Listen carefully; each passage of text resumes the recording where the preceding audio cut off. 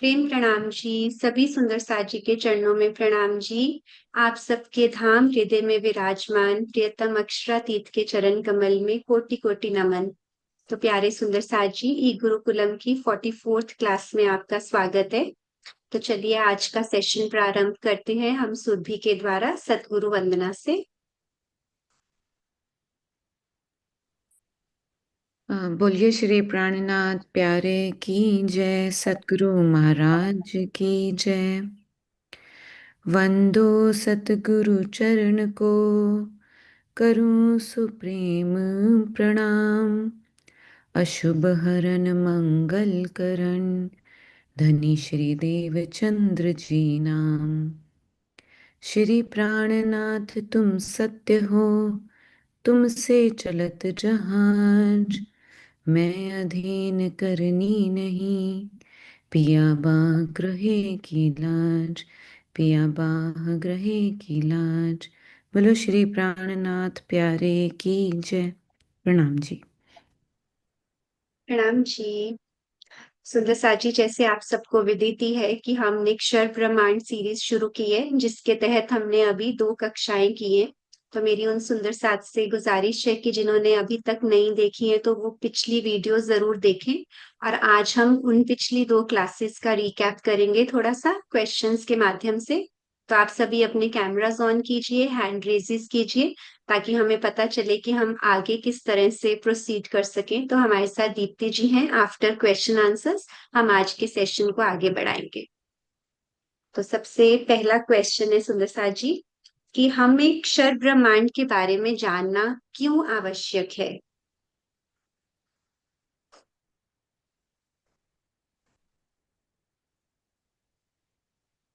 मेरे युवा सुंदर साथ से रिक्वेस्ट है कि वो जरूर हैंड रेस करें, और बाकी सुंदर साथ भी हैंड रेस कर सकते हैं। तो अक्षर ब्रह्मांड के बारे में हम यहाँ क्यों बैठे हैं, क्यों जानना चाह रहे हैं, कोई इसका कारण बताएगा? जी अवंतिका। प्रणाम जी। हमें क्षर ब्रह्मांड के बारे में जानना इसलिए जरूरी है क्योंकि ताकि हम सबको उनके उनके माध्यम से समझा पाए, क्योंकि जब हमें पता होगा, सब चीजों की जानकारी होगी, तभी हम इनको समझा पाएंगे कि वास्तविकता में मतलब परब्रह्म कौन है, परमात्मा कौन है, और हमें क्यों एक ही परमात्मा की पूजा करनी चाहिए। मतलब ये सभी तथ्य क्लियर तभी कर पाएंगे जब हमें पता हो। प्रणाम जी। बिल्कुल। प्रणाम जी, बहुत सुंदर आंसर। जी वर्षा जी।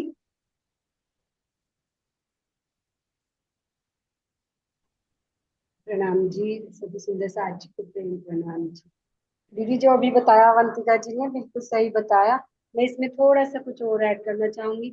वो ये कि जैसे हम क्षर ब्रह्मांड में ही रह रहे हैं, इसे हम अच्छे से देख भी रहे हैं, समझ भी रहे हैं, और जो दूसरे और लोग हैं वो भी सब इस दुनिया में ही रह रहे हैं।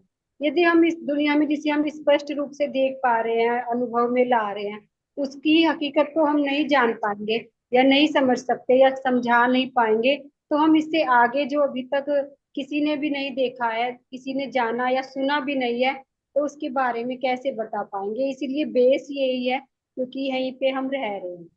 प्रणाम जी। बिल्कुल। प्रणाम जी, हम स्वप्न के ब्रह्मांड में रह रहे हैं। बिल्कुल सही बताया आपने। अमी जी।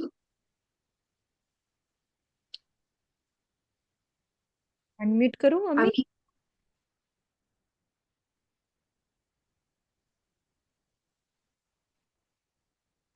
चलो मैं भी गलती से। उनका, हाँ जी। जी सुंदर सा जी, सबका उत्तर सही है कि यहाँ पर हम संसार के जीवों को भी अखंड मुक्ति दिलवाने की जिम्मेदारी ब्रह्म अंगनाओं पर है। तो अगर हम ब्रह्म अंगनाएं कहलाते हैं तो ये जिम्मेदारी हम पर है। तो हमें संसार को अखंड मुक्ति की तरफ ले जाना है, परमात्मा की पहचान करवानी है। इसलिए हम पहले खुद को समझाएं, तो ही हम दूसरों को समझा सके। बहुत अच्छे उत्तर सबके। नेक्स्ट क्वेश्चन है सुंदर सा जी, खेल का महाकारण बताएं।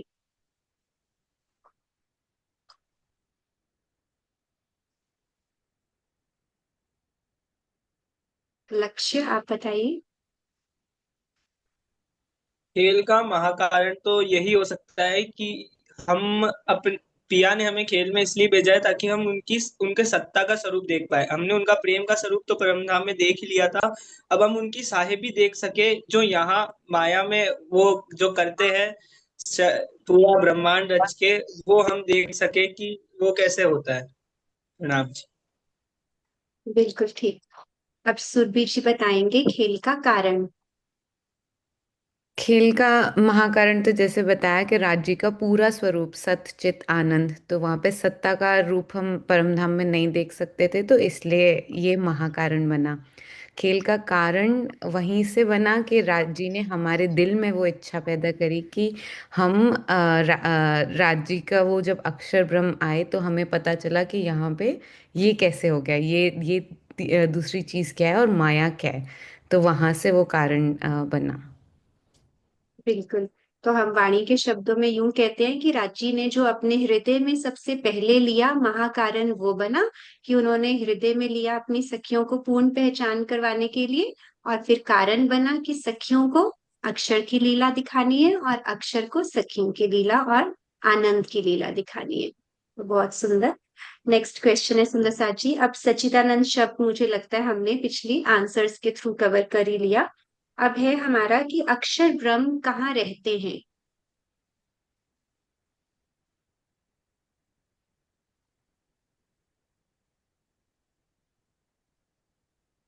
प्रणाम जी। अक्षय ब्रह्म रहते तो रंग तो उसमें परम धाम में ही है, लेकिन उनकी जो कार्यस्थली है वो बेहद की भूमि है, यानी योग माया। जी बिल्कुल। अक्षर ब्रह्म रहते अक्षरधाम में, जो कि परम धाम में, और उनकी कार्यस्थली है योग माया। तो हमने कुछ शब्दावली के थ्रू काल माया, योग माया और परम धाम अच्छे से समझा था। तो कोई युवा सुंदर साथ बताना चाहेंगे इनके मीनिंग्स। हमने टर्मिनोलॉजी के मीनिंग्स जाने थे, तो हमें उस तरह से कभी भी भूलेगा नहीं कि काल माया को काल माया क्यों कहते हैं, योग माया को योग माया क्यों कहते हैं, और परम धाम क्या है।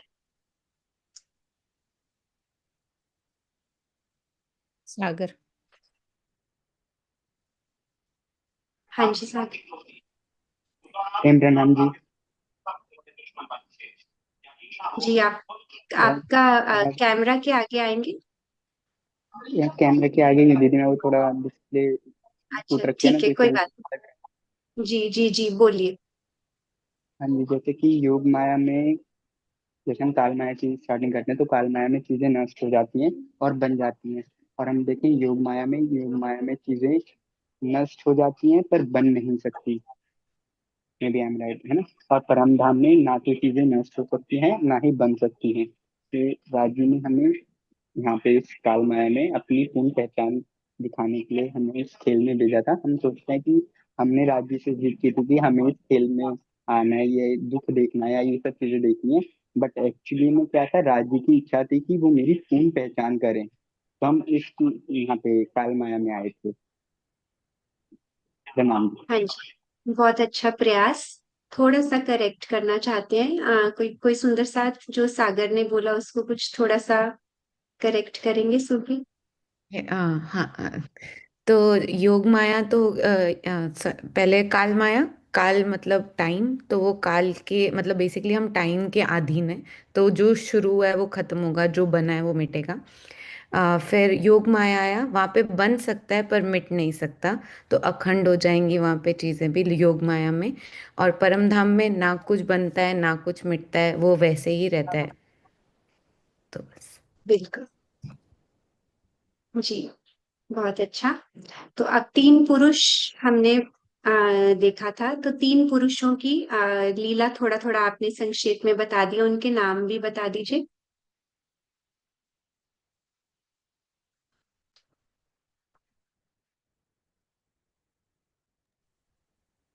लक्ष्य।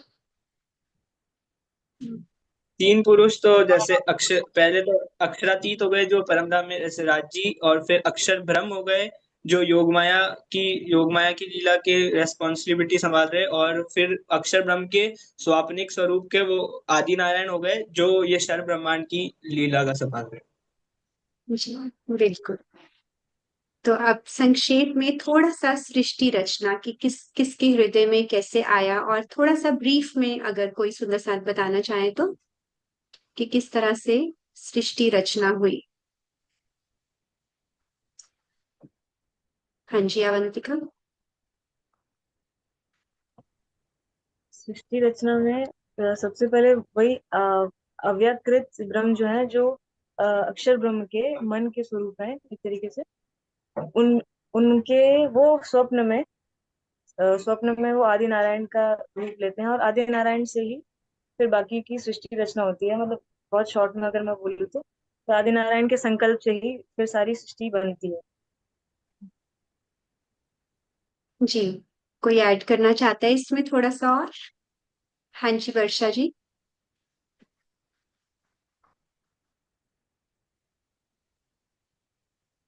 प्रणाम जी दीदी। दीदी इसमें हम्म, मैंने बताया अवंतिका जी ने, वैसे तो मेरे दिल में भी बिल्कुल सेम यही बात आ रही थी। इसमें बस ये है कि जो उनका जो ये सृष्टि रचना का जो कार्य होता है अक्षर ब्रह्म जी का, उसमें कोई स्वार्थ नहीं होता। जैसे यहाँ पे हम कोई भी कार्य करते हैं तो हमारा उसमें स्वार्थ निहित होता है।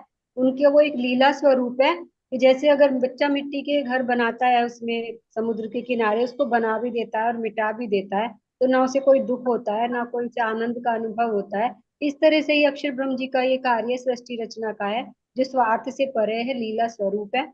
और उनका मन का स्वरूप वही आदि नारायण के रूप में वे स्वयं को देखते हैं मौसा। प्रणाम जी। जी प्रणाम जी, बिल्कुल ठीक। तो आदि नारायण के संकल्प से जैसे ही आदि नारायण संकल्प लेते हैं कि मैं एक हूँ, बहुत हो जाऊं, तो इसी तरह से वो सत रज तम जो हमने गुणों की बात की थी, उनकी साम्य अवस्था मतलब जो स्टेबल होते हैं, उनमें कंपन शुरू हो जाता है। तो जैसे ही कंपन शुरू होता है तो उसका मतलब है कि एक तरह से जो सूक्ष्मता थी वो स्थूलता में कन्वर्ट होने लग जाती है, मतलब थोड़ा डेंसिटी की तरफ जाने लग जाता है। तो उसके बाद फिर अहंकार और तन मात्राएं करते करते उसी पल में सब कुछ क्रिएट हो जाता है, और उसको कहते हैं हम जीव का निर्माण हो जाना। तो संक्षेप में इसी तरह से करते हैं। बाकी दीप्ति जी थोड़ा सा अगर इसमें कुछ ऐड करना चाहते हैं तो दीदी आप बोलिए। नहीं, बिल्कुल सही है। अभी के लिए इतना ही जानना जरूरी है कि किस तरह से जब कंपन होता है तो सृष्टि की शुरुआत की जो प्रकृति की अवस्था है वो कैसी होती है कि सत्व रज और तम। प्रकृति कहते ही इसको कहते हैं ना, त्रिगुणात्मक प्रकृति है। त्रिगुणात्मक प्रकृति मतलब तीन गुण, सत्व रज और तम हम सब में है। वो कम या अधिक मात्रा में जितनी भी चीजें प्रकृति में दिखाई देती है वो इन तीनों गुणों से बनी होती है। तो स्टार्टिंग में सत्व रज और तम जो है वो तीनों समान अवस्था में होते हैं। जब संकल्प लेते हैं आदि नारायण तो उसमें कंपन होना शुरू होता है, जिसके कारण उनका जो प्रपोर्शन है वो चेंज होता है, और उसी से फिर ये सारा कुछ बनता है। हम सब में भी सत्व रज और तम है, कहीं पे अधिक मात्रा में कहीं पे कम मात्रा में। और जैसे हम त्रिदेवा का सीखे थे, तो अगर आपने सुना होगा तो ब्रह्मा विष्णु और महेश इनको भी एक एक गुण का, जैसे विष्णु जी को कहा जाता है कि उनके अंदर सतोगुण जो है वो प्रधान है, क्योंकि उनको पालन करना होता है लाइक अ मदर। तो माँ में सतोगुण ममता होना बहुत आवश्यक है, और ममता जो है वो सतोगुण का प्रतीक है। तो इसीलिए विष्णु जी जो है उनको सतोगुण का देवता माना जाता है। शंकर जी को कहते हैं कि उनको संहार करना होता है। एक कारण ये है कि उनको संहार करना होता है। इसका मतलब ये नहीं जैसे हम सपना देखते हैं और रोज उसको लय को प्राप्त करवाते हैं ना, लेकिन हम कोई गुनाह नहीं कर रहे हैं, बिकॉज वो है ही नहीं जिसको हम देख रहे हैं, और वो है ही नहीं जिसको हम खत्म कर रहे हैं, है ना। हमें उसके लिए कोई जेल में तो जाना नहीं पड़ता, या कोई गुनाह भी नहीं लगता है, पाप भी नहीं लगता है। उसी तरह से अभी दीदी बता रही थी कि वो बनते और लय को प्राप्त करते, लेकिन इसमें कोई पाप या गुनाह नहीं है। लेकिन जो प्रक्रिया डिस्ट्रॉयशन की है, वो कहा ऐसा जाता है कि डिस्ट्रॉय करने की प्रक्रिया जो है वो तमोगुण से होती है, और इसीलिए आदि योगी होते हुए भी शंकर जी को जो है वो तमोगुण का देवता माना जाता है। हालांकि ये जो तीनों को अलग अलग चीजों का माना जाता है वो पौराणिक मान्यता है, इट्स नॉट द रियलिटी। जब खत्म होना है तो वो सीधा ही आदि नारायण के, जिस तरह से हम सपना देखते हैं और वापस से हमारे अंदर समा जाता है, उसी तरह से बैक टू आदि नारायण, और आदि नारायण से फिर वापस अक्षर के मन में वो जागृत हो जाएंगे प्रणव। तो it won't take in fraction of second, जैसे हमारा सपना टूटता है। और रजोगुण का प्रतीक है कि कर्म में प्रधानता होती है। तो ब्रह्मा जी ज्ञान ग्रहण करते हैं, तो ज्ञान ग्रहण करने के लिए you have to be active, तो इसीलिए कहा जाता है कि वो रजोगुण का प्रतीक है ब्रह्मा जी। तो हमारे अंदर जिस प्रकार का गुण बढ़ेगा उसी तरह की हमारी प्रवृत्ति होगी, ऐसे ही हमारे कर्म होंगे और वहीं पे हमारी दिशा जाएगी जीवन की। जी ठीक है, बस 1 से 2 क्वेश्चन और बचे हैं। तो सुंदर साथ जी, नेक्स्ट है कि वेदों का स्थान कहाँ है, और ये सृष्टि में ऋषि मुनियों को जैसे वेदों का ज्ञान मिला, तो वेदों का स्थान कहाँ है।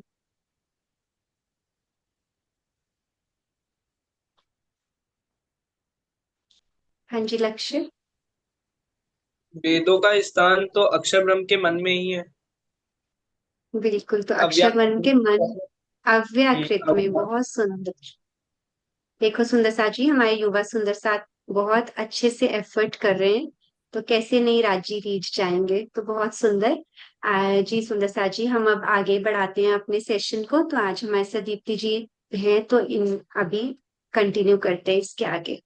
और यहाँ तक पिछले 2 सेशंस में किसी भी सुंदर साथ को अगर कोई डाउट है, तो हम दीप्ति दीदी के कंटेंट के बाद 10 मिनट बचाएंगे, तो सुंदर साथ से बात कर लेंगे। तो आप नोट कर लीजिए।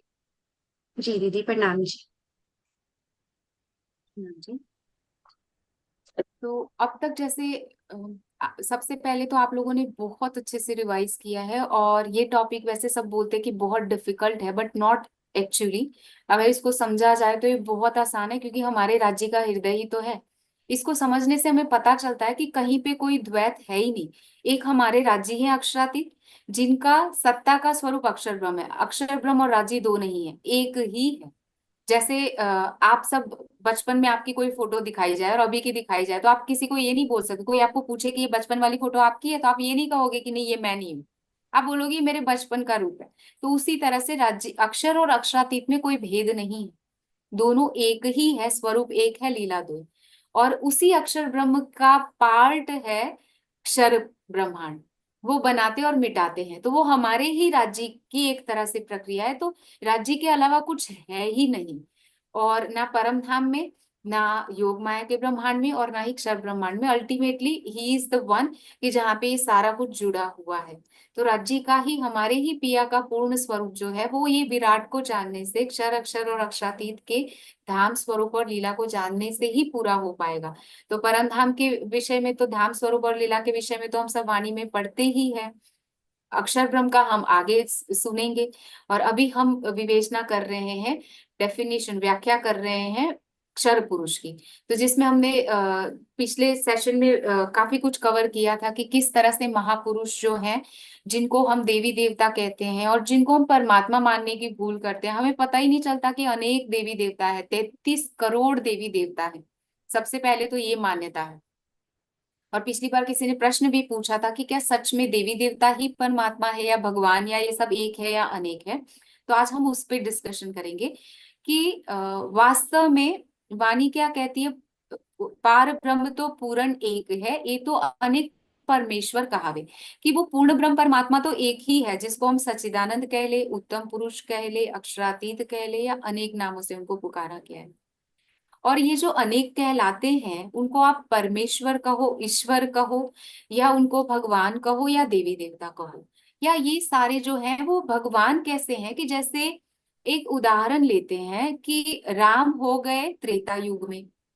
अब राम जब नहीं थे तो उससे पहले सतयुग था, क्योंकि सतयुग के बाद त्रेता युग आता है। तो सतयुग में लोग उनको, राम तो थे ही नहीं, तो किसको परमात्मा मानते थे। सतयुग तो शुरुआत में ही सब कोई उस परमात्मा का ध्यान करते थे, तो उस परमात्मा तो हमेशा होते हैं और हमेशा रहेंगे। तो राम तो बाद में आए, तो राम को भगवान तो कहा जाता है, लेकिन त्रेता युग में जो राम के साथ थे, क्या उन सबको पता था कि ये भगवान है। जैसे कृष्ण हो गए द्वापर में, तो कृष्ण के साथ जो गोप गोवाला थे, क्या उनके लिए वो भगवान थे। उस समय तो वो कान्हा थे, किसी के लिए वो पुत्र थे, किसी के लिए वो मित्र थे, किसी के लिए वो सखा, किसी के लिए वो आराध्य थे। सबके लिए अलग अलग संबंध था, लेकिन वो हमारे जैसे ही 2 हाथ पैर वाले मनुष्य ही थे, जिनका हमारे जैसा ही पंच भौतिक तन था। पंच भौतिक मतलब पृथ्वी, जल, वायु, अग्नि, आकाश, इन 5 तत्वों से बना हुआ हमारा जैसा शरीर है, बिल्कुल वैसा ही था। लेकिन कहते हैं ना कि जीव जब जन्म लेता है तो मनुष्य की तरह जन्मता है। अब वो जब अच्छे गुणों को जीवन में उतारता है, अच्छे गुण अर्थात धर्म के जो लक्षण है उसको जीवन में उतारता है, धर्म के अनुकूल जीवन जीता है, त्याग, समर्पण, श्रद्धा, उस परमात्मा की तरफ जब वो लेके जाता है अपने कर्मों को, तो उसको देवता कहा जाता है, महापुरुष कहा जाता है, या उसी को भगवान माना जाता है समयांतर में।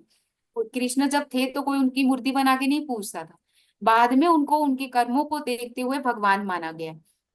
और इसीलिए कहा भी जाता है कि जब आंखों के सामने होता है ना, तो वो हमारे जैसा है, कोई उसको नहीं पहचानता। जब आंखों से ओझल होता है तो वो ही खुदा होता है।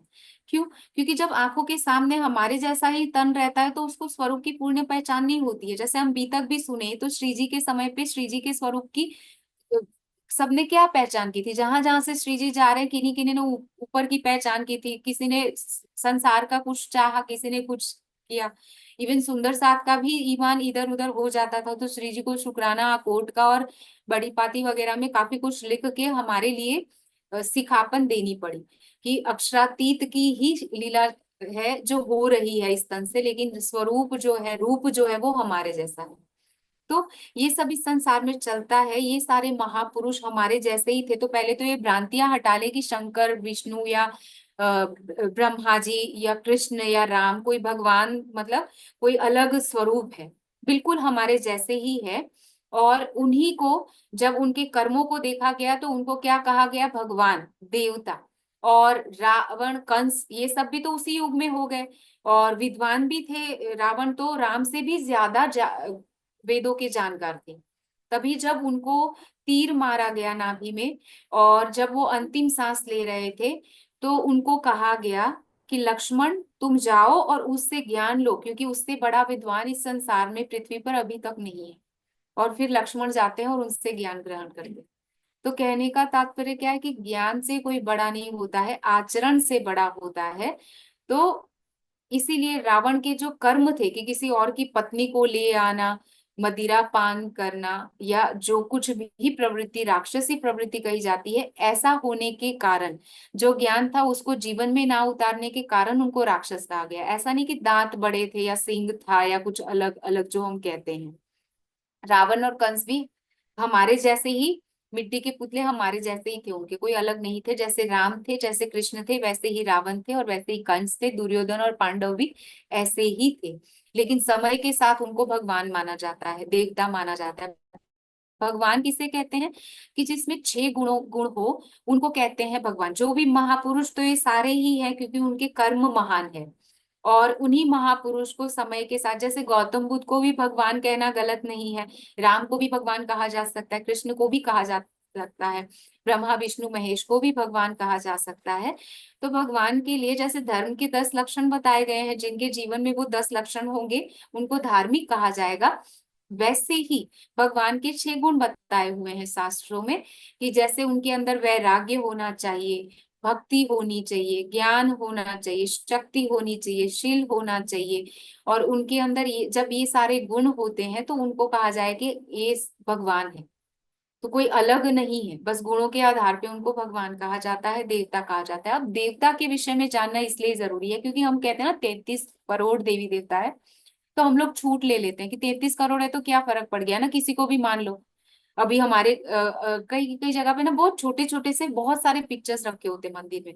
अगर उनको जाके पूछो ना कि जब एक है तो इतने फोटोग्राफ्स क्यों रखे हुए हैं, तो बोलते हैं कि 33 करोड़ है ना, मैंने तो 33 भी नहीं लगाए हुए। तो कहने का तात्पर्य क्या, उनको तो पता ही नहीं है कि इतने सारे, मतलब 33 करोड़ को नहीं याद करेंगे तब तक हम, उनको लगता है कि पूर्ण नहीं हमारी आराधना होगी, है ना। तो सबसे पहले हम जानते हैं कि 33 कोटि शब्द आया हुआ है वेदों में। कोटि का मतलब होता है करोड़ नहीं, संस्कृत भाषा का शब्द है कोटि, और कोटि का अर्थ होता है प्रकार। 33 प्रकार के जड़ देवता हैं। देवता किसे कहते हैं? जो दिव्य गुणों से युक्त होते हैं और जो हमें कुछ देते हैं, तो जिस हमारे जीवन को टिकाने के लिए, तो उनको कहते हैं देवता। आज हम देखेंगे कि कौन से 33 देवता जो हैं जिसकी बात वेदों ने कही है, और ये जड़ देवता है। कौन कौन से देवता है 33 करोड़ कोटि में? तो सबसे पहले आता है अष्ट वसु। वसु मतलब जिसमें प्रजा का वास हो, जिससे हमारा जीवन संभव है। तो अष्ट वसु में 5 तत्व आएंगे, क्योंकि पृथ्वी ना हो तो हम कहाँ पे रहेंगे, जल पानी ना हो तो हमारा जीवन नहीं रहेगा, वायु ना हो तो हम सांस नहीं ले पाएंगे, अग्नि तत्व ना हो तो ये बर्फ का गोला बन जाएगी पूरी पृथ्वी, और इसी तरह से आकाश ना हो तो ये अंतरिक्ष ही नहीं होगा, कहाँ जाके ये सब टिकेगा। तो सारे जो 5 तत्व है वो आवश्यक है हमारे जीवन के लिए। तो ये हो गए 5 अष्टवसु है, तो 5 हो गए 5 तत्व। एक है चंद्रमा जो शीतलता प्रदान करता है, रात्रि को रोशनी देता है। और एक होता है सूर्य, और बाकी आते हैं नक्षत्र। तो ये 8 मिलके हो गए हैं जिनके कारण हमारा जीवन जो है, ये ग्रह नक्षत्र सूर्य चंद्रमा, उसके कारण ही वातावरण जो है वो रहने के लायक बनता है और ये हमें ऊर्जा देते हैं। इसी के कारण हमारा जीवन संभव है। तो इन 8 देवताओं को कहा जाता है अष्टवसु। उसके बाद आते हैं द्वादश आदित्य। आदित्य कहते हैं वर्ष के 12 महीनों को। ये क्या करते हैं कि वर्ष के 12 महीने जो हैं वो अलग अलग ऋतुएं हैं, और इसके चलते हुए क्या होता है कि हमारा समय प्रवाह में आता है और हमें ऋतुओं बदलने के कारण ही हमारा जीवन संभव हो पाया है। तो वर्ष के 12 महीनों को भी क्या कहा जाता है, द्वादश आदित्य। तो पहले हमने 8 देखे और 12, तो कितने हो गए, 20। अब आएंगे एकादश प्राण। एकादश रुद्र कहा जाता है। रुद्र मतलब जो रुलाने वाला। एकादश प्राण में 10 प्राण आते हैं जो हमारे शरीर में है, और एक आता है 11वां मन, जिसके बिना कुछ भी भोग करना संभव नहीं हो पाता है। मन के बिना हम कुछ भी कार्य नहीं कर सकते, मन से ही हमारी क्रियाशीलता है। और ये पूरा संसार भी अक्षर ब्रह्म के मन से ही बना है। तो और हमारा भी एक संसार है जो हमारे मन से, जब जागृत होते हैं तो हमारे मन में थॉट प्रोसेस 24 घंटे चलती है, जब हम सोते हैं तब स्वप्न में भी मन से ही सब कुछ होता है। तो ये है एकादश रुद्र। और प्राण निकल जाने से क्या हो जाता है, हमारा शरीर जो है वो मर जाता है, जीव जो है वो बाहर निकल गया तो इस शरीर को जलाया जाता है, सब रोते हैं। इसलिए ये एकादश प्राण मतलब 10 प्राण, एकादश रुद्र जो है उसमें 10 प्राण और 11वां मन जो है, इसको कहते हैं रुद्र, जिसके शरीर से निकल जाने से सब रोते हैं और हमें मृत्यु प्राप्त हुई, ऐसा कहा जाता है। उसके बाद अब कितने हुए, 8 12 20 और 11 मतलब 31 हो गए, है ना। अब 32वें हैं प्रजापति। प्रजापति अर्थात जो कल्याण करने वाला हो। प्रजापति कहते हैं यज्ञ को। यज्ञ अर्थात जो हमारा कल्याण करता है। अब यज्ञ किसे कहा जाएगा, यज्ञ मतलब जैसे हमने सुना होगा कि यज्ञ कहते हैं हमें पहले वो हवन कुंड ही याद आता है, तो वो भी यज्ञ है। वो द्रव्य यज्ञ कहलाएगा जिससे वातावरण की शुद्धि होती है।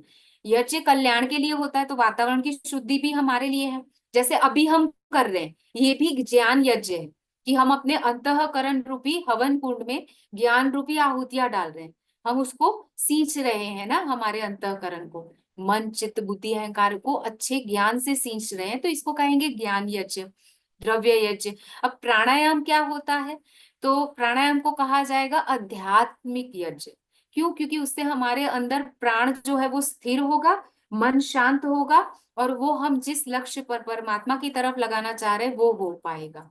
तो ये हो गए 32वां प्रजापति। और 33वां देवता है इंद्र। इंद्र अर्थात विद्युत ऐश्वर्य के जो देवता है उसको कहते हैं इंद्र। विद्युत अर्थात अभी ये लाइट पंखा ये लैपटॉप वगैरह जो कुछ भी चल रहा है, अगर लाइट ना होती तो कुछ भी ना हो पाता। अभी जीवन में जो कुछ भी सुख सुविधाएं हैं, सबके पीछे कहीं ना कहीं विद्युत जो है वो कार्य करता है। तो इसी को कहते हैं इंद्र। और ये है 33 जड़ देवता। इसमें से कोई भी चेतन नहीं है, लेकिन ये हमें कुछ ना कुछ देते हैं जिसके कारण हमारा इस पृथ्वी पर जीवन संभव है। और इसीलिए इनको 33 कोटि 33 अलग अलग प्रकार के देवता कहा जाता है। और वेदों में कहीं पर भी इन देवता की उपासना के लिए नहीं कहा गया है। अब देखो दो चीजें हैं, इनकी पूजा करनी चाहिए। हमने पिछली बार भी देखा था पूजा और भक्ति में फर्क है। भक्ति को उपासना भी कहा जाता है, भक्ति को प्रेम भी कहा जाता है। और वो भक्ति प्रेम उपासना जो है वो सिर्फ और सिर्फ वो परब्रह्म परमात्मा की अक्षरातीत प्रिया की होनी चाहिए। और सम्मान, पूजा कहते हैं सम्मान को, कहते हैं ना चित्र की पूजा मत करो, चरित्र की पूजा करो। पूजा अर्थात कि अगर मैं सच में राम को मानती हूँ तो राम के जीवन की जो क्वालिटीज है, जो गुण है, वो मेरे जीवन में आने चाहिए। मैं राम का सम्मान करती हूँ तो राम के वचनों पे चलना मेरा उनके प्रति सम्मान प्रदर्शित करना है, और उन गुणों को जीवन में उतारना ही उनकी सच्ची पूजा है। उसी से वो प्रसन्न होंगे। जैसे हनुमान को मानती हूँ तो तुरंत याद आएगा कि राम क्या भक्त होना जरूरी है मेरे लिए, अगर मैं हनुमान को मानती हूँ, क्योंकि उनका सबसे बड़ा गुण था राम के प्रति उनका डिवोशन। उनका समर्पण। दूसरा ब्रह्मचर्य का पालन, है ना। तो हम जो भी हनुमान का भक्त होगा वो भोग विलास में लिप्त रहे और कहे मैं हनुमान का भक्त हूं और जाके उनकी आरती परिक्रमा करके आए, तो उसको कोई लाभ नहीं होगा जब तक वो उनके गुणों को जीवन में नहीं उतारेगा। तो हम जिस भी महापुरुष को अपना आदर्श मानते हैं उनके गुणों को जीवन में उतारना ही वास्तव में उनकी वास्तविक पूजा है, जिससे हमारे जीवन को भी राह मिलेगी। और इन महापुरुषों ने हमेशा उस परमात्मा की तरफ संकेत किया है, चाहे ब्रह्मा विष्णु महेश हो या फिर गौतम बुद्ध हो, महावीर स्वामी हो, दयानंद सरस्वती हो, या जितने भी देवी देवता है, सब कोई जो है वो उस परमात्मा की आराधना की तरफ ही हमें लेकर चलते हैं। ना समझने के कारण हमने अनेक परमात्मा के रूप मान लिए हैं, वास्तव में ये देवी देवता ही है। ठीक है। उसके बाद आता है कि जैसे हम अगर सोचे तो पिछली बार भी हमारी बात हुई थी कि 33 कोटि देवता क्या है, तो ये जड़ देवता है, लेकिन हिंदू संस्कृति में इसके अलावा चेतन देवता भी कहा जाता है, चेतन देवी देवता है 5। जैसे हमारी संस्कृति हम क्या कहते हैं, मातृदेवो भव, क्योंकि माता हमें जन्म देती है, हमारा बहुत कुछ ख्याल रखती है, तो वो हमारे लिए ममता का प्रतीक है, तो वो भी हमारे लिए क्या कही जाएगी, देवी कही जाएगी। और पिता, पितृदेवो भव, पिता भी देवता के समान है, क्योंकि वो हमारा पूरी जिंदगी पालन पोषण करते हैं जब तक हम इंडिपेंडेंट ना बन जाए। तो माता और पिता को भी भारतीय संस्कृति देवता और देवी देवता का स्थान देती है। उसके बाद है आचार्य देवो भव, अतिथि देवो भव, मतलब गुरु आचार्य जो हमें ज्ञान देते हैं, अतिथि अर्थात जो बिना किसी तिथि के जो अचानक से आ जाते हैं, जैसे सन्यासी वगैरह बता के नहीं आते हैं, और उनके द्वारा जो ज्ञान प्राप्त होता है वो भी हमें बहुत कुछ दे के जाता है, तो इसलिए उनको भी क्या कहा गया है, देवता। और इसके अलावा 5वां जो देवता है वो पति के लिए पत्नी और पत्नी के लिए पति जो है वो उसको कहा जाएगा। तो ये 5 चेतन देवी देवता है जिनका हमें सत्कार करना चाहिए, जिनकी हमें पूजा करनी चाहिए। पूजा का मतलब फिर से मैं दोहरा रही हूँ, क्योंकि हमारी मेंटालिटी में ऐसा आ गया है कि पूजा का अर्थात तुरंत हमें आरती और भोग प्रसाद दिखता है। इट्स नॉट पूजा, ये सारा कर्म कांड कहा जाएगा जिससे कुछ भी हासिल नहीं होगा, है ना। जब माँ बाप की हम रोज रोज मंत्र बोल के उपासना करें, उनकी मूर्ति बना के हम सब कुछ करें, लेकिन वास्तव में वो हमारे घर पे आ जाए और हम उनको टरका दे कि ना हम आपकी मूर्ति की पूजा करते हैं, भाई आप जाओ, यही हमारी पूजा है, तो चलेगा नहीं ना। वास्तविक पूजा क्या होगी कि हम माता पिता को जब तक है, जब तक हम छोटे थे उन्होंने हमारा ख्याल रखा है, और अब जब वो बुढ़ापे में है उनको हमारी आवश्यकता है, तो हम उनका पूरा पूरा ख्याल रखें, उनको देवी देवता ही माने और उसी तरह से उनका सत्कार करें। तो ये हमारे लिए चेतन देवी देवता है, इनको कभी धुतकारना नहीं चाहिए, और ये हमारे लिए पूजा कही जाएगी कि उनके बताए हुए मार्ग पर चलना और उनके हृदय को प्रसन्न रखना। तो ये 5 चेतन देवता है, इसके अलावा कोई भी नहीं है। और वेदों में ये कहा गया है कि 33 जड़ देवता के अतिरिक्त अलावा उनके उनसे भिन्न अलग जो 34वां उपास्य देव है वो परमात्मा है, और उसी को कहते परम आत्मा, पूर्ण ब्रह्म, अक्षरातीत। उनके अलावा किसी की भी आराधना करने के लिए, किसी की भी उपासना करने के लिए, भक्ति करने के लिए वेदों ने मना किया हुआ है। और इसीलिए कहते हैं कि यो अन्याम देवता उपासते, मतलब जो अन्य देवताओं की उपासना करते हैं एक परमात्मा को छोड़ के, वो क्या होते हैं, पशु भी रेव देवा नाम, वो क्या है, पशु के समान हो जाते हैं और उनको उनका सत्कार नहीं हो पाता है। और कहते हैं कि एक ही परमात्मा सब कुछ है हमारे लिए। एक परमात्मा सब कुछ है का अर्थात मतलब क्या हुआ कि परमात्मा के अलावा हम कहीं पर भी अगर लगे हुए हैं तो वो हमारा, हम पशु के समान कहे जाएंगे, हम मनुष्य रहते हुए भी पशु के समान हो जाएंगे। मतलब सोचो, वेद जो इतना कहते हैं और हम जाके अनेकों की पूजा कर लेते हैं, ये ना समझने के कारण। और वेद ही, जैसे हमने कहा कि वो अव्याकृत में उनका स्थान है, अक्षर अक्षर ब्रह्म जो है उनके ही मन से है, तो वहां पे वो चेतन रूप में है जिनको कहते हैं वेद ऋचाएं। और जब वो चेतन रूप में है और वो अक्षर की ही हृदय की ज्ञान धारा है, तो वो गलत नहीं मार्गदर्शन करेंगे। तो वेदों का जो उपास्य देवता है या वेदों का जो परम लक्ष्य है वो अक्षर ब्रह्म है, और अक्षर ब्रह्म किसकी तरफ संकेत करते हैं, अक्षरातीत राज्य की। ठीक है। अब हम आगे का देखेंगे कि इसके अलावा आता है कि, एक मिनट सुंदर साहब जी।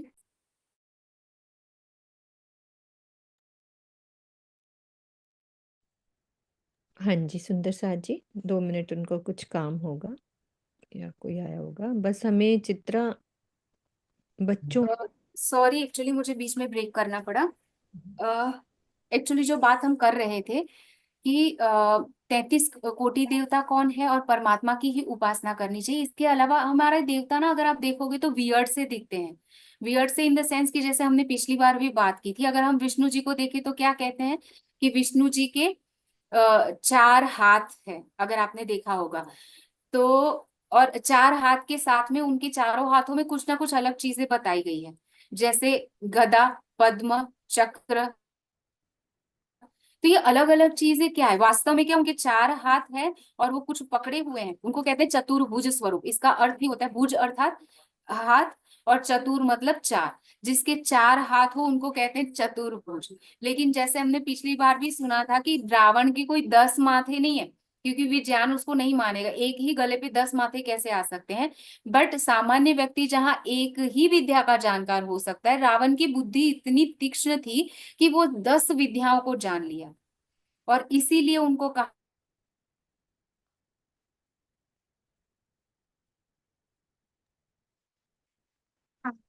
मीन जी, हैंग कर रहा है ना दीदी का? हम्म, हम्म, हम्म, तो थोड़ा सा जब तक हाँ आए उनका सिग्नल, तो मैं सुन लो। विष्णु भगवान के चतुर्भुज स्वरूप का हाँ प्रयास करती हूँ बताने का। दीदी ये कह रहे थे कि जैसे उनकी 4 भुजाएं होती हैं, हम हमेशा से विष्णु जी की पिक्चर देखें तो उन्होंने एक हाथ में शंख लिया होता है, एक हाथ में गदा, एक हाथ में पद्म यानी कमल, और एक हाथ में चक्र। तो इन सब का ना मुझे ऐसे लगता है कि तारतम वाणी के प्रकाश में ना जैसे पर्सपेक्टिव सारा बदल जाता है, सब देखने का नजरिया बदल जाता है। यही है कि ज्ञान का अर्जन करना, मतलब कि अब विष्णु जी सर्वव्यापक हैं। अब उनकी उनका जो शंख है वो प्रतीक है मैं ज्ञान का। जैसे जो शंख है वो ज्ञान का प्रतीक है, और चक्र है वो है संगठन का प्रतीक, और गदा है शक्ति का, और पद्म यानी कि कमल का फूल होता है ऐश्वर्य का प्रतीक। सॉरी, तो एक्चुअली अब वाईफाई हाँ की कुछ प्रॉब्लम चल रही है। आवाज आ रही जी, हाँ हाँ जी। जी अब आ रही है दीदी। हाँ जी, हाँ दीप्ति बोलो। बस मैंने अभी, आप ही बोलिए। हाँ जी, बस मैंने सिर्फ शंख गदा चक्र और पद्म का मीनिंग बताया है। आप कर पद्म। लीजिए कंटिन्यू। अच्छा, आवाज आ रही है ना मेरी? हम्म, हाँ जी। ठीक है। तो शंख क्या होता है कि शंख जो है वो ज्ञान का प्रतीक है। कि जैसे कोई भी महान कार्य करना हो, ये 4 कार्य, क्योंकि विष्णु को क्या कहा जाता है कि वो पालक, अलग अलग समय पे आके हम मनुष्य का मार्गदर्शन करते हैं, और वो धर्म को कैसे धारण करना है वो सिखाते हैं। कि जीवन में जो धर्म बताया गया है वेदों में, उसको किस तरह से जीना है वो सिखाते हैं। जैसे हमारी वाणी है, तो वाणी बताती है कि परम धाम की राह क्या है, राज्य को प्रेम कैसे करना है। लेकिन बीतक क्या सिखाती है कि कैसे हमें उस पे चलना है। तो वाणी अगर थियोरी है तो बीतक उसका प्रैक्टिकल है। सिमिलर वे, वेद अगर थियोरी है तो ये विष्णु जी और जो भी है महापुरुष, वो हमें प्रैक्टिकली कैसे उसको इम्प्लीमेंट करना है वो दुनिया को सिखाते हैं। बिकॉज वाणी और बीतक तो सिर्फ इस संसार में है, लेकिन ये सृष्टि तो अनादिकाल से बनती आई है और अनंत काल तक बनती रहेगी। तो उस समय से वेदों के ज्ञान को जीवन में उतारना। ठीक है। अब शंख जो है वो ज्ञान का प्रतीक है, सत्य ज्ञान का प्रतीक है। गदा जो है वो शक्ति का प्रतीक है। कि जैसे शक्ति के कारण ही उन्होंने असुरों का संहार किया है। कि जब काना बन के आए तो अकासुर, बकासुर, पूतना और कितने सारे राक्षसों का वध किया, कंस का वध किया। तो आसुरी शक्तियों पर विजय प्राप्त करने के लिए, धर्म की स्थापना के लिए शक्ति बहुत आवश्यक है। और गदा जो है वो शक्ति का ही प्रतीक रूप है। इट्स नॉट कि उनके हाथ में गदा रखी हुई है। सुदर्शन चक्र, चक्र भी रखते हैं वो। चक्र क्या होता है, हमेशा घूमता रहता है। तो इसी तरह से ये क्रियाशीलता बताता है कि धर्म में अगर आपको आगे बढ़ना है तो निरंतरता होनी बहुत आवश्यक है। कि आप कंटिन्यूअस उस कर्म में लगे रहो। तो ज्ञान होना जरूरी है, उसका निरंतर गतिशील होना जरूरी है, और उसके साथ शक्ति का होना जरूरी है, ताकि आप असुरों का संहार कर सको, गलत शक्तियों का, अधर्म का विनाश कर सको। और उसके बाद चौथा है पद्म। पद्म कहते हैं कवल को, जो ऐश्वर्य का प्रतीक है। और ऐश्वर्य का मतलब होता है कि कोई भी कार्य अगर हम कर रहे हैं तो धन के बिना या लक्ष्मी के बिना नहीं हो सकता है। उसके लिए ऐश्वर्यवान होना जरूरी है। और ये चार चीजें अगर ना हो तो धर्म की संस्थापना नहीं हो सकती है। और विष्णु जी जब भी अवतार लेते हैं तो इन चार चीजों के द्वारा धर्म का कहते हैं ना, धर्म की संस्थापना करने के लिए वो आते हैं। तो इसी के लिए उनको चार चतुर्भुज कहा गया है। और ये चार हाथ अलग से नहीं है। सोचो, इंसान दो हाथ से सब कुछ कर लेता है, तो इनको चार हाथ की कैसे आवश्यकता है? तो ये सिर्फ और सिर्फ आलंकारिक वर्णन है। जैसे कोई बहुत सुंदर होता है तो हम कहते हैं ना कि इनका मुख तो चांद के जैसा है। वो चंद्रमा नहीं आ जाता है उनके रूप में, लेकिन वो एक कंपैरिजन की जाती है, तुलना की जाती है। तो इसी तरह से शुरुआत में जो भी ज्ञान बताया गया है वो इस तरह से बताया गया है। जी। और दूसरा ये है कि वेदों में ऐसा नहीं है कि शिव जी नाम नहीं आया है, विष्णु नहीं आया है, गणेश भी नाम आया हुआ है। ये सारे नाम वेद में आए हुए हैं, ब्रह्मा वगैरह। लेकिन वो सारा जो विशेषण विशेषण कहते हैं एडजेक्टिव को, ये सारे नाम जो है ना, वो परमात्मा के गुणों को दर्शाने के लिए, परमात्मा के लिए प्रयोग किए गए। जैसे शिव कहते हैं जो सबका कल्याण करता हो उसको कहते हैं शिव। तो परमात्मा सबका कल्याण करता है, इसीलिए उनको क्या कहा जाता है? दूसरा है, आवाज आ रही है मेरी? आ रही आ रही दीप्ति। आप कैमरा बंद करके बोलो तो और सही आ ब्रह्मा क्यों जाएगी। कहा जाता है उनको? क्योंकि सब जगह पे व्यापक, विस्तृत, बृहद होने के कारण।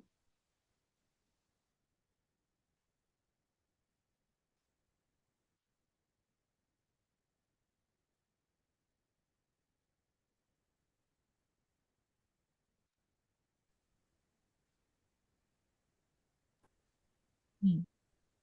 आपको कहाँ तक सुनाई दिया? सॉरी, आज ना नहीं यहाँ नहीं पे ठीक है, वाईफाई की थोड़ी वहीं पे प्रॉब्लम। अटके हैं कि शिव क्यों कहा गया कि वो सबका कल्याण करता है, और ब्रह्मा क्यों कहते हैं वो। ब्रह्मा क्योंकि वो बृहद है, बृहद मतलब विस्तार वाला। तो अनंत है ब्रह्म की शक्ति और अनंत है ब्रह्म का विस्तार, उनके हृदय को कौन जान सकता है?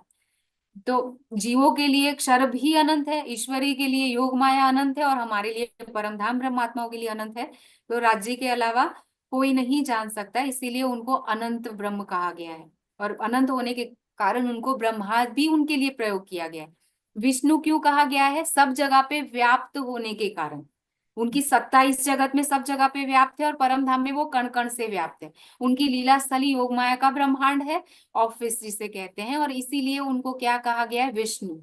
इंद्र कहा गया है क्योंकि ऐश्वर्य का प्रतीक है।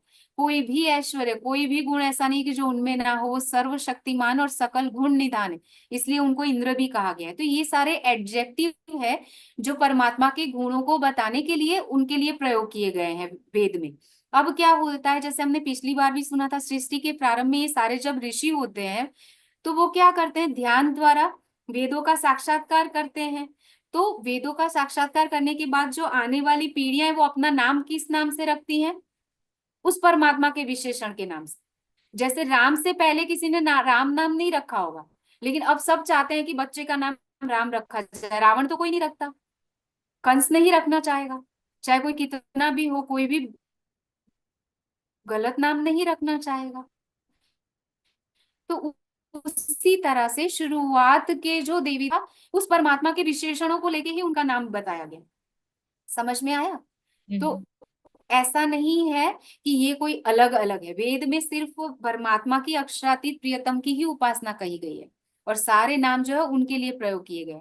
अब हम कहें कि गायत्री मंत्र भी तो वेद में आया हुआ है, तो गायत्री को हमने देवी बना दिया है जो अलग से दिखती हैं। वास्तव में गायत्री कोई देवी नहीं है, ये ना समझने के कारण एक भ्रांति है। गायत्री जो है वो एक छंद है जो 24 अक्षरों का होता है। और छंद अर्थात एक, कहते हैं ना, अलग अलग छंद में काव्य की रचना होती है। और वेद में जो 24 शब्दों वाला छंद बताया गया है, उसमें जो मंत्र लिखा गया है उसको कहा गया है गायत्री मंत्र, क्योंकि वो गायत्री छंद में 24 अक्षरों वाले छंद में लिखा गया है। लेकिन उसमें कोई देवी की उपासना नहीं की गई है। अगर हम सोचे कि ओम, ओम तो बाद में जोड़ दिया गया है। ओम किसे कहते हैं सुंदर सा जी? ओम का अर्थ है अक्षर ब्रह्म के ही वाचक नाम को कहा जाता है ओम। जिसको वेद में ओम कहा गया है वही हमारे अक्षर ब्रह्म है, वो अलग कोई नहीं है। ठीक है? तो ओम भूर्भुवस्वः, भूर्भुवस्वः मतलब क्या है? सत चिद और आनंद। ओम भूर्भुवस्वः तत्सवितु वरेण्यम, वो जो सवितु मतलब जो सबको सब प्रकाशक, सूर्य आदि प्रकाशकों का प्रकाशक है, जो सब जिसमें सब कुछ स्थित है, उसको क्या कहा जाएगा? सवितु।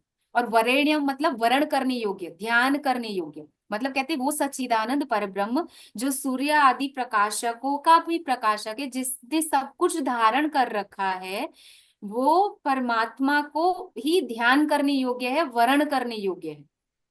और कहा जाता है तत्सवितुर वरेण्यम भर्गो देवस्य धीमहि। भर्ग कहते हैं जो प्रकाशमान है, तो हमें पता है कि राज्य नूरी स्वरूप है, तो उसी को कहा गया है भर्ग, शुक्र, ज्योति, ये सारे जो नाम है वो प्रकाश के लिए ही बताए गए हैं, जो कि नूर शब्द से वाणी में बताया गया।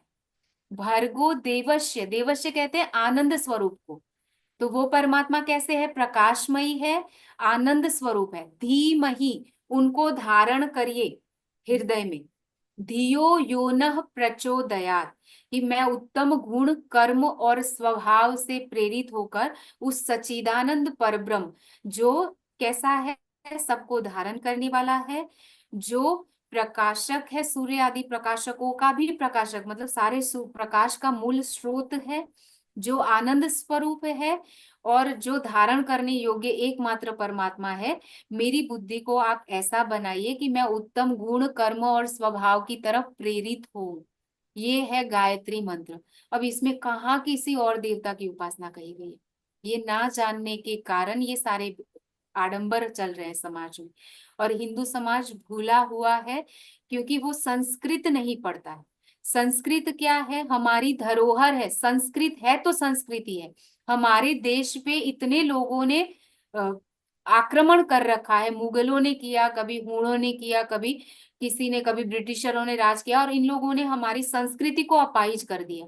हम गुरुकुल पद्धति में पढ़ते थे, गुरुकुल में वेदों को सिखाया जाता था, और हमें लगता है कि वेद पढ़ने से हम बैकवर्ड हो जाएंगे, तो ये मान्यता हम छोड़ दें। हमने पिछली बार सुना था कि गणेश जी किस पे जाते थे? गणेश जी का यान कहा जाता है कि वो चूहे पे नहीं चलते थे, ठीक है। और हाँ, वेद में गणेश नाम भी कहा गया है। गणेश किसे कहते? जो गणों का स्वामी हो, जो सबका स्वामी है, उसको कहते हैं गणेश। जो प्रिय का प्रिय पति हो, उसको कहते हैं गणेश। और वो हमारे राज्य हैं, जो सबके प्रियतम है, प्रिय के भी प्रिय है, क्योंकि पुरुष तो एक ही है, और वो है अक्षय, और वो ही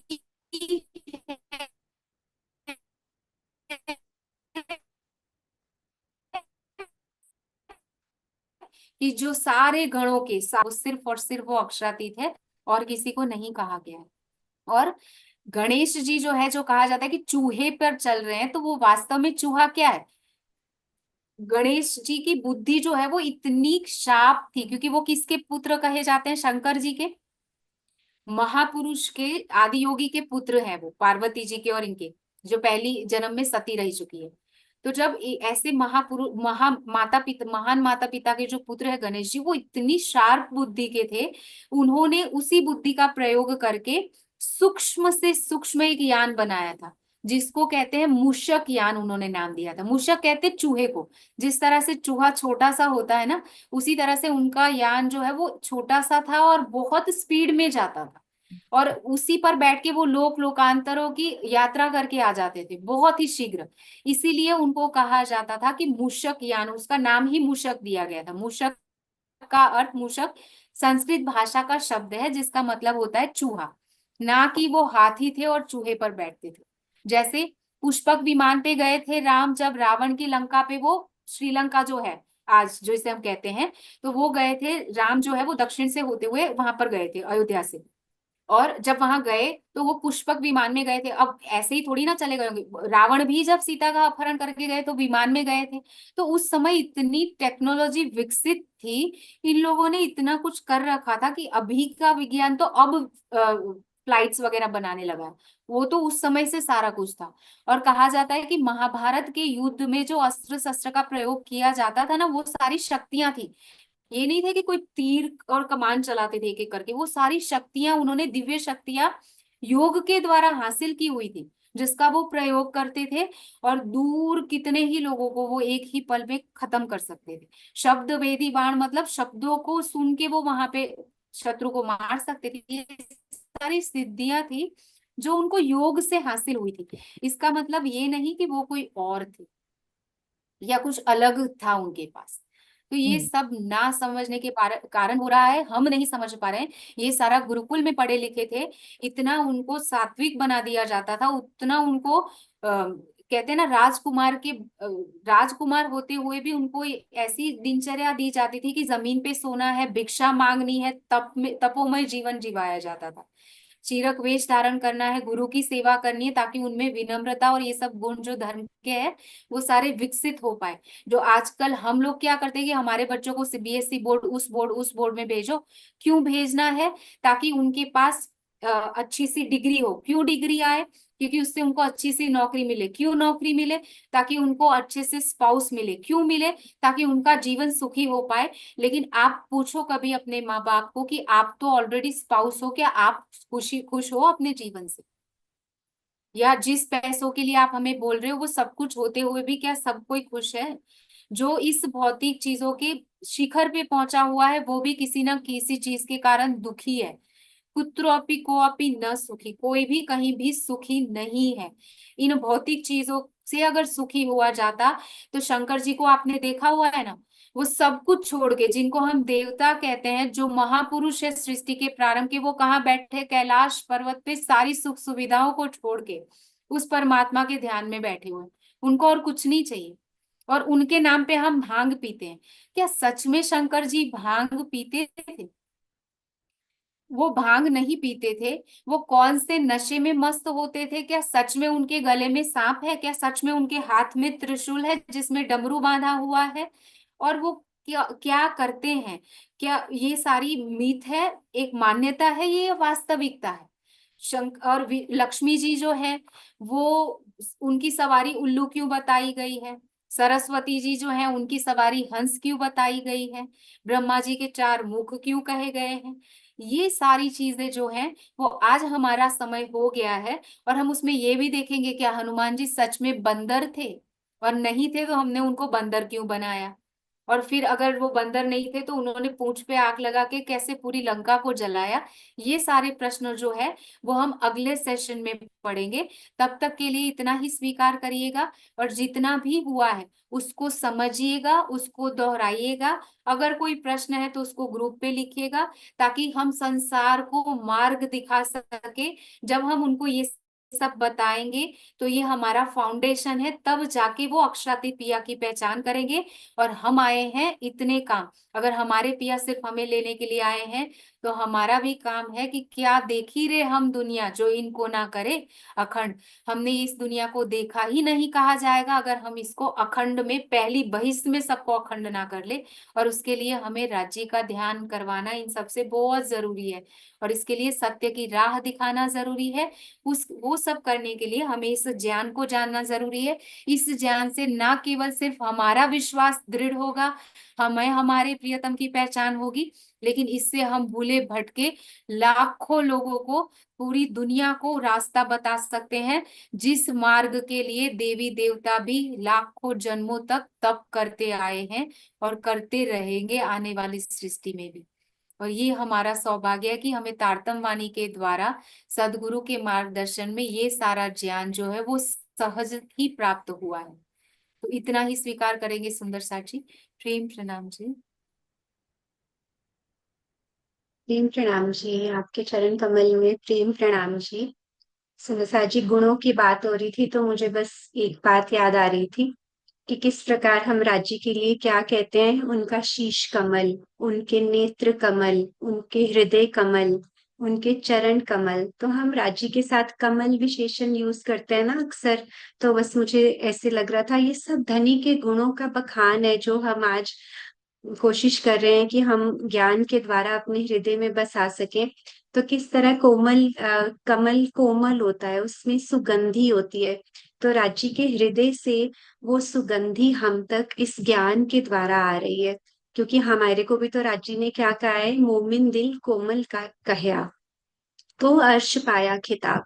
तो कहते कि मोमिनों का दिल भी कोमल है, तभी तो वो रांची का धाम है ना। तो इसी तरह से इस ज्ञान के द्वारा हम प्रेम से किस प्रकार ज्ञान अर्जित करते करते अपनी भी आत्म जागृति करें, और बाकियों की भी हम आत्म जागृति का हमारे ऊपर आज जी ने जिम्मेदारी दी है। तो बहुत ही प्रेम से आपने सब कुछ समझाया आज। किसी सुंदर साथ के हृदय में कोई प्रश्न है तो आप प्लीज हैंड रेस कीजिए, आज के सेशन को लेके या पिछला कुछ लेके हैं तो। राजदीप जी आए हैं क्या हमारे साथ? अगर जुड़े हैं तो आप प्लीज हैंड रेस कीजिए। हाँ जी, जी प्रणाम जी राजदीप, मैंने अनम्यूट किया है। आप अगर कन्वीनियंट है तो कैमरा ऑन करेंगे। हाँ, प्रणाम जी। प्रणाम जी। जी मेरी आवाज आ रही है? हाँ जी आ रही है। हाँ, सभी प्राणोधर सुंदर साथ जी के चरणों में प्रेम प्रणाम जी। जी मेरा नाम राजदीप है। मैं सैटरडे को कभी कभी बार मैं ज्वाइन होता हूँ और कभी नहीं ज्वाइन हो पाता हूँ, तो मैं रिकॉर्डेड वीडियो देख लेता हूँ। तो पिछले सेशन में आदरणीय परम पूज्य दीप्ति जी ने जो बताया था उसके बारे में मेरा एक क्वेश्चन है। मैं काफी टाइम से इसमें उलझा हुआ हूँ, उसका मुझे आंसर मिल नहीं पाया। तो इसके लिए मुझे, अगर आपकी आज्ञा हो तो वो क्वेश्चन कर सकता हूँ। जी जी प्लीज आप बताइए। जी, आपने पिछली बार जो अक्षर ब्रह्मांड के बारे में बताया था उसमें आदि नारायण जी की बात बताई थी। जो अक्षर ब्रह्म के जो सामूहिक मन है उनका, वो जब वो स्वप्न की लीला में जाते हैं तो अपने आप को आदि नारायण के रूप में देखते हैं। तो वो बात आपकी सही है, लेकिन ऐसा है तो आदम और हवा कौन है उसके बारे में मुझे थोड़ा कंफ्यूजन होता है, क्योंकि सनद में ये बताया हुआ है कि आदम और हवा जब अब अजाजिल है। अजाजिल यानी कि विष्णु जी का ही नाम है जो सनद में लिखा हुआ है। जो मुस्लिम लोग अजाजिल की जो बात कर रहे हैं वो वाकई में विष्णु भगवान ही है। तो अजाजिल जब खुदा उनसे पूछते हैं तो खुदा से बोलते हैं कि अजाजिल को जब उनसे बात करते हैं और बोलते हैं कि आप माटी का कुछ पुतला बनाइए और उसकी पूजा कीजिए। तो अजाजिल यानी कि विष्णु भगवान जी उनको बोलते हैं कि नहीं, मैंने आपकी बंदगी की है लेकिन मैं पूजा नहीं कर सकता, मैं आपके सिवा किसी की पूजा नहीं कर सकता। तो उन्होंने बोला कि नहीं, मैं उसके अंदर मैं अपनी रूह फूकूंगा। ठीक है, तो आप उनकी पूजा कीजिए। और वो पूजा नहीं करने के बाद उनको भीष्म में से बाहर निकाल दिया। तो ऐसा सनद में लिखा गया। तो आप बता सकते हैं कि आदम और हवा कौन है? जी दीप्ति दीदी।